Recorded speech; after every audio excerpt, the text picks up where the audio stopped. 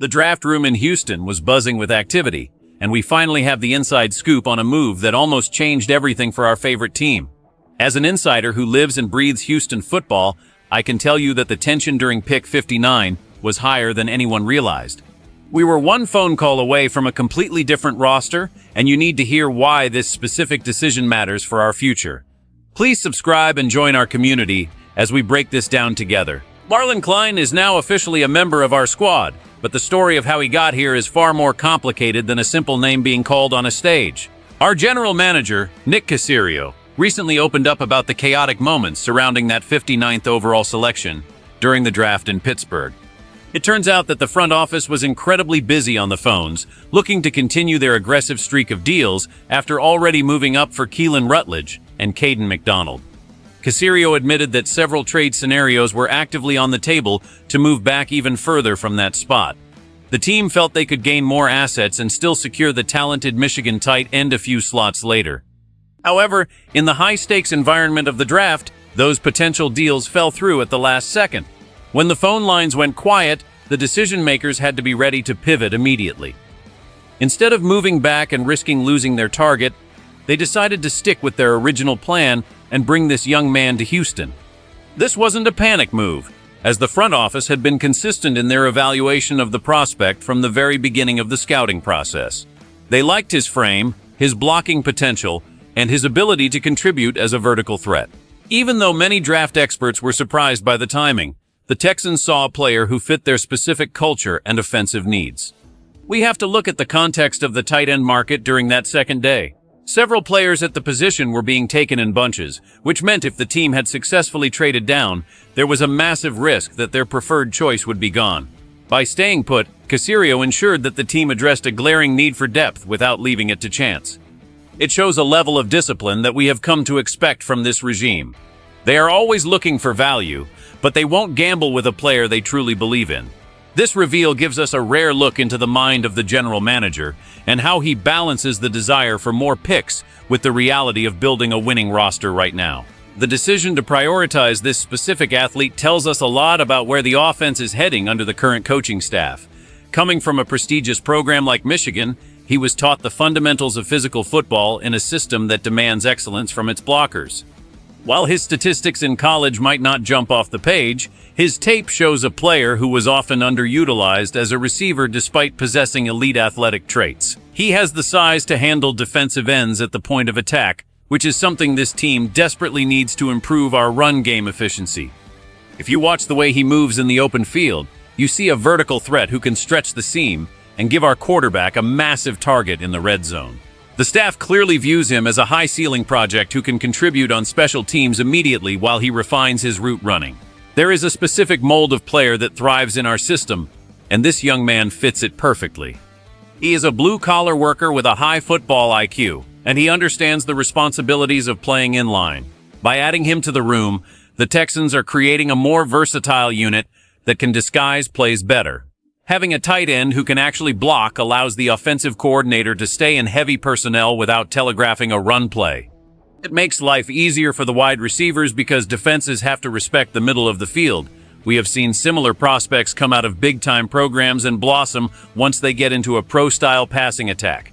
The jump from college to the professional level is always steep, but the physical tools are undeniable here. He is a specimen who can run past linebackers and outmuscle safeties. The front office saw the what-if potential and decided the risk of losing him was simply too great. This wasn't just about filling a roster spot. It was about finding a unique chess piece that other teams might have overlooked because of his college production. Our insiders believe that his best football is ahead of him, and being in a stable environment with veteran leadership will accelerate that development. It is an exciting addition to a roster that is being built for long-term sustained success. At the end of the day, this move is all about helping our team win more football games this season. We all know that having a reliable target over the middle can be a security blanket for a quarterback, especially in tight games against division rivals. If this addition works out, it means our offense becomes much harder to stop because we won't be one-dimensional. When we can run the ball effectively because our tight ends are winning their blocks, it opens up the deep shots that we all love to see. This helps keep our defense off the field and keeps the clock moving when we have a lead in the fourth quarter. It is about the simple things that make a big difference over a 17-game season. Think about those third and short situations where we just need a few yards to keep a drive alive. Having a big, physical presence who can shield off a defender and catch a tough pass is exactly what wins championships. It also protects our other stars from taking too many hits. If the defense has to worry about the tight end, they can't just double-team our best wide receiver all day long. This creates more space for everyone and makes the entire unit more explosive. We have seen in the past how a lack of depth at this position can stall an entire season. One injury can ruin the flow of the offense if there isn't a capable backup ready to step in. This move provides that crucial insurance policy while also adding a player who could eventually become a starter.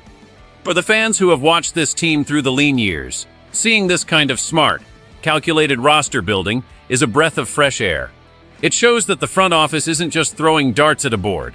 They have a clear plan for how they want to play football. They want to be physical, they want to be smart, and they want to be versatile.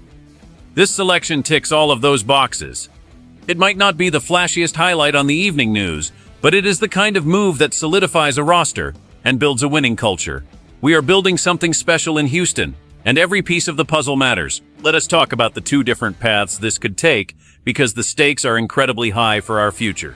In the best-case scenario, we just landed a diamond in the rough who becomes a dominant force for the next decade.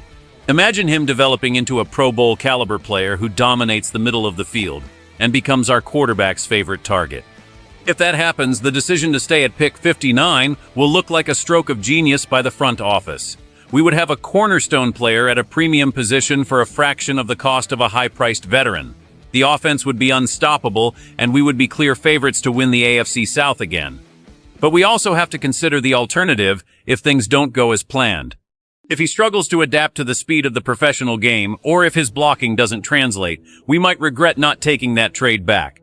We could have had extra picks to use on other positions of need like the secondary or the offensive line. If those teams that wanted to trade up end up getting stars with the picks we could have had, it will be a tough pill for fans to swallow. The margin for error in this league is razor thin, and every decision is scrutinized. There is always a fear that a player who didn't produce big numbers in college might just be an athlete and not a football player.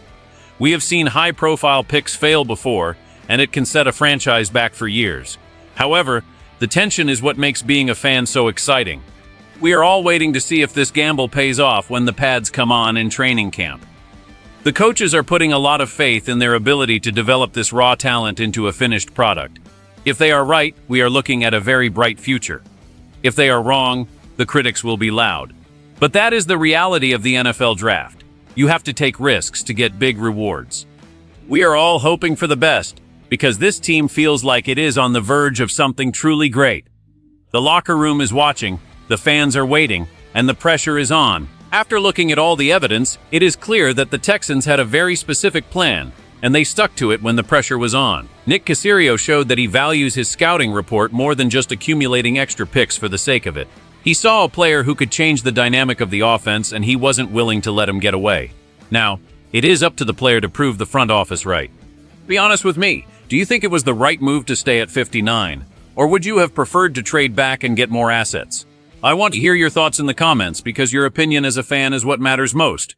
Are you excited about the potential of a physical tight end from Michigan joining our ranks? Make sure you hit that like button if you love the direction this team is heading.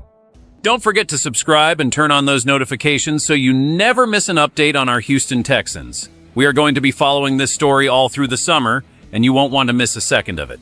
Go Texans!